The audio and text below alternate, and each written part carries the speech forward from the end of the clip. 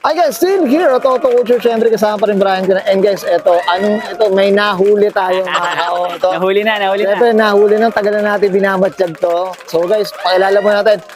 Siyempre, usapang Kwek Lord, mga ka-auto. Boss, Kwek Hogan. Lord. O yan, mga ka-auto. Boss, kaway mo tayo sa mga fans natin. Okay, dito sa Auto Culture. Yes, maraming salamat. Nandito si Kwek Lord the Hooligan. Nandito kami sa Feel and Best. Kasama natin ang Spoon Sports. Marami tayong mga tropa dito. Yeah. Nagpapasalamat muna ako sa lahat na ayos neto sa DBTK, sa ating mga vloggers dyan, si Bossing.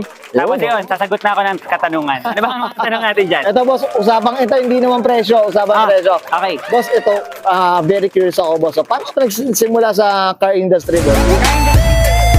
Yeah.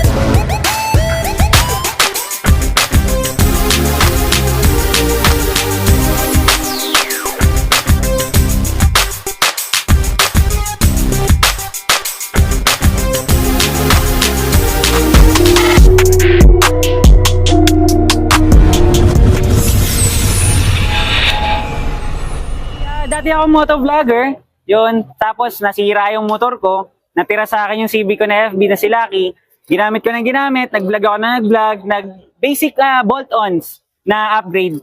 Umabot ako sa total bash sa car industry. Tapos hanggang nag-bash na nag-bash, hanggang yung iba napunta sa pagmamahal. Tapos ngayon, lumalaban ako na NDRC, may tatlo ko Civic, yung isang FB si Lucky, yung isa ko si King na SIR na B20 VTEC, nilalaban ko sa Motul tsaka sa NDRC. Tapos yung last na Civic ko, yung SIR body na si Lupin. Yun, makikita nyo ako sa mga NDRC events. Yun, ito, sobrang active na ito sa car scene mga kauto. Magkano na nagastos mo? Yun. Honestly, ito mga kauto, napapagkamalan tayo yun. Pero sinasabi natin, honestly mga kauto, hindi ako yun. Yun, bossing. So, si Boss Hooligan to. Ano ba mga tanong mo, bossing? Boss, ito as a car, car content creator, boss, ano bang pwede mong mapayo sa mga gustong pumasok sa industriya ng YouTube, social media, boss? Social media. Yun, Tough, long battery. Tough and long lasting.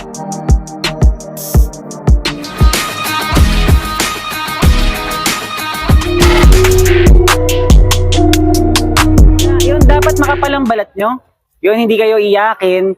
Kasi isa yan sa mga ginagawa ng vlogger, kailangan mo na magpaiyak para ka mapansin. Tapos dun mo na babalasahin ng kagalingan. Ganun ang nangyari sa atin eh. Kailangan mo munang ipalipat sa kayo yung camera, di ba? Pag vlogger is views, di ba? Yun tayo. Pero habang tumatagal, dapat ang number 1 natin is maganda yung pagkaka-edit ng video natin, yung audio, malinaw. Tapos ang number one na kailangan is consistency. Pag wala kang consistency, umuwi na lang tayo. So, kala ko ba kung kayang i-daily vlogs mo nga, Kaya, kasi ang tira dyan, brother, para sa mga bagong vlogger, gawa ka muna ng 7 content. Pag hindi, isa lang ginawa mong content, in-upload mo ngayon, bibitinin ka nun. Dapat 7 bago ka mag-upload. Yun ang payo ko sa inyo. Yan, Clear audio, tsaka yung kahit kalokohan, walang problema, basta hindi ka nanapak ng tao. Yan, well said. Okay, Boss Hooligan, I'm sure you're very busy dito sa event na ito ng Spoon. Siyempre, boss, promote na tayo ng mga social media. Yun, ayun. Facebook, Twitter tuloy, TikTok, YouTube, Instagram, Kwek Lord the Hooligan, Kwek Lord sa Instagram. Makikita nyo ako, road to 300k tayo, followers. Maraming salamat sa lahat ng hooligan natin dyan. Tsaka kay sir na Auto Culture. Yun, boss. Bossing, baka may shoutout ka. Joke lang. Joke lang. Boss, okay na, boss. Okay na. Okay na, boss. Nakita natin. Okay na, boss? Okay na, bossing. Okay, so guys, Brian ko na and Boss Hooligan. Usapang Kwek Lord, mga karon. Usapang millions, brother. Maraming salamat. As always, maraming salamat si Kwek Lord the Hooligan nandito. As always, huli. Yun, and this is Auto Culture. Thank you, bossing.